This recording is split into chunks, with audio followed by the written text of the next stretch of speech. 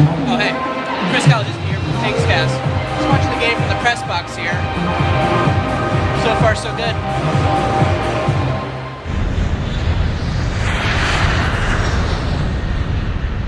And welcome to Overtime, brought to you by KingsCast at www.kingscast.net. I am Chris Kalazewski for Keith Cornelick, and this is episode number 48, titled The Push. In this episode, I'm going to break down the Chicago Blackhawks game, talk to you hockey fanatic John Morelli, and also discuss the Islanders game that took place on Saturday night. And I'm going to present a new segment that I like to call I'm Sorry. Enjoy the show.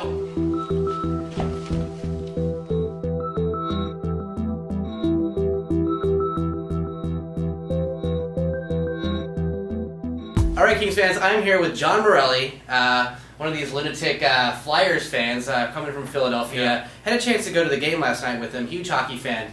So, John, what do you think of the LA Kings this year? Obviously, it's been a different year. How do you think they're looking at someone who's sort of an outsider? They are an excellent team, I feel like. First off, I'm jealous that Terry Murray is your coach. I feel like he's an excellent coach, and he's great with young players. You know, he's not going to be one of those guys who doesn't give many minutes. He allows them to bloom and play a lot on the team, so excellent coach you got there. And then you got the young guys in the bloom like Doughty and Jack Johnson who are just, you know, the envy of the league, I feel like. And especially after the Olympics, I feel like now you got the attention of all the NHL and international hockey community. Yeah, the world is definitely, I think, noticing Yeah. Drew Doughty more, especially now. He was on the ice with Crosby, who, you know, as a Flyers fan, you don't really like Crosby either, obviously. Oh, no, I do not know. Yeah, no, it's... That was extra painful with the USA game. So what do you think of Staples Center as a venue? The Staples Center, I really like the Staples Center. You know, it's interesting because the Staples Center and the Wachovia Center in Philadelphia were probably a few years apart. Yeah. So it's very similar architecturally, but at the same time, you get those really cool features that you can't have in Philly. There's a lot of outdoor things, and you know the whole terrace up top and stuff, and it's more open and allows people to move around better. Whereas in Philly now they're trying to replicate that with the whole LA Live thing, which is pretty interesting now. So which is pretty cool. Yeah, downtown is definitely coming alive down there. It's cool yeah. to see that sort of come Excellent. together. So speaking of Staples Center, last night we had a chance to go to the Chicago Blackhawks versus Kings game. Chicago, obviously one of the better teams in the league. What did you think of the game? I know I don't know if they were partying too hard on St. Patty's Day or what, but you know they. I feel like if you had to guess which team was missing three of their best defensemen and just played a game the night before, you wouldn't pick Chicago. It looked like the Kings were kind of sluggish, and you know, and you got to give the Chicago credit. They played really excellent, missing two of their top puck-moving defensemen, and playing the night before in Anaheim. What do you think of Patrick Kane? I'm always one of those guys who have sort of like never really wanted to like. You know, he uses his mouth guard as a pacifier. It's kind of seriously. annoying. You know, it's part of me wants to pelt him with 20 cents when he's on the ice, and the other part of me, you know, I really respect him. Dare I say, he reminds me a bit of Forsberg when his way he slows down the game a bit. I'm not. All respect to Peter Forsberg. He's no Peter Forsberg fan. But I like how he slows down the game whenever he has control of the puck. All eyes are on him, and like that power play was Patrick Kane last night. And again, that's one positive light you can shine in the whole situation last night was the Kings did a really good job, as they have been, on the penalty kill. Yeah, they did a great job. Started off in the first 9 minutes on the penalty kill for 6 of those minutes. So, definitely, you know, we're able to eke out of that one. So, obviously, no emotions attached to the Kings. Do you see the Kings making the playoffs? I do see the Kings making the playoffs, and I do see them advancing at least past the first round. That's my prediction for the Kings. I think they got such a solid team this year. I feel like, you know, the Olympic break has messed them up a bit, you know, in their momentum, but I feel like, you know, once they get back in playoff mode and then the excitement in LA to have the Kings back in the playoffs, I feel like they got a really good shot. Well, it's been 8 years, so we're hoping the Kings can make it back, get some more memories there. We're still living off that the Detroit series back in 2002 is like the top memory, so I think it's time to build some new ones. The Kings were sorely missed in the playoffs. It's a great team to have there, and you got a great young lineup of guys that I feel like would be really entertaining to watch. So, John, obviously you grew up in Philadelphia and had some sort of interaction with Ron Hextall a number of years ago. Why don't you tell us that story? Well, I was very fortunate enough to grow up in Voorhees, New Jersey, which is about 10 minutes outside of Philadelphia. And this, in Voorhees, New Jersey, has the luxury, I feel like, of being the practice facility of the Philadelphia Flyers. So, being that, there's a lot of the players live in the town. So growing up, I went to school with a lot of their kids. You know, I saw them around town. It was just a real thrill, especially being a hockey fan. And one time I was about 8 or 9 years old, and I was accompanying my friend's mom to the grocery store. And you never get in that situation where two people go for a parking spot. Well, the other minivan that was pulling into this spot with my friend's mom was none other than Ron Hextall. And this was in his heyday of, slash Chris Chelios in the leg, getting fights. This is, hothead Ron Hextall, which I'm sure he's calmed down now. And he was the starting goalie at the time. Starting goalie of the Philadelphia Flyers. And, and so it turned into a very colorful argument. And me and my friend in the back said, "That's Ron Hextall. This is so amazing." And the next thing you know, he flips with the bird and then hawks a big loogie on the windshield of her car.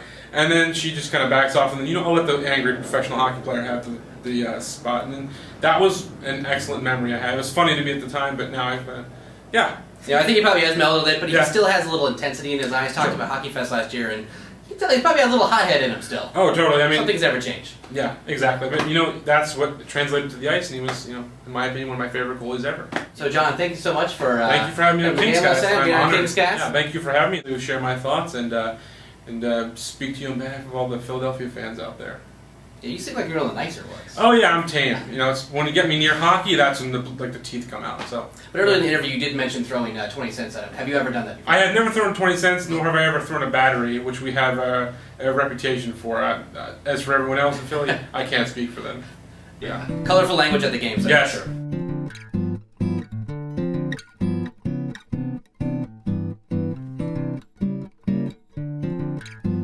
And Kings fans here at Staples Center before the Islanders-Kings game. What used to be the Royal Room, now it's like a Royal Lounge or something. Actually seeing some Islanders jerseys here, which is kind of weird, but I hate to be dramatic, but this is kind of a must-win for the Kings, so here's hoping they pull it off. Go Kings! Okay, so the first period just ended. Kings up 1-0, which is kind of a surprise. Kings doing something that they haven't done in a long time. One is that score a goal, but also they've taken more than 6 shots, and they've actually been on a power play. So far so good. Molson and Tavares, complete non-factor so far. Okay, Chris here after the second period. Islanders picked it up a little bit there. Kings still hold on to that 1-goal lead. The Kings got to score a goal here. He's hoping for a better third period. Kings, you got to win this one. All right, so the Kings win 1-0 over the Islanders. Brad Richardson getting the 1 goal. I mean, way better game than obviously against the Chicago Blackhawks, but the lack of scoring is definitely a concern. Got the Avalanche on Monday at Staples Center, so I'll take the 2 points, especially with the rest of the West winning tonight. So, go Kings. Alright, Kings fans, so obviously it hasn't been the post-Olympic break that we all thought it would be. Kings are sort of in a slide right now. So now I'm going to introduce a new segment that I like to call I'm Sorry. I'm sorry, but Raitis Ivanov was worthless in the game against Chicago. Took an interference penalty in the first period and took an instigator penalty later on in the game and just looked like his clumsy and inefficient self like he has all season long. So glad he's back in the lineup.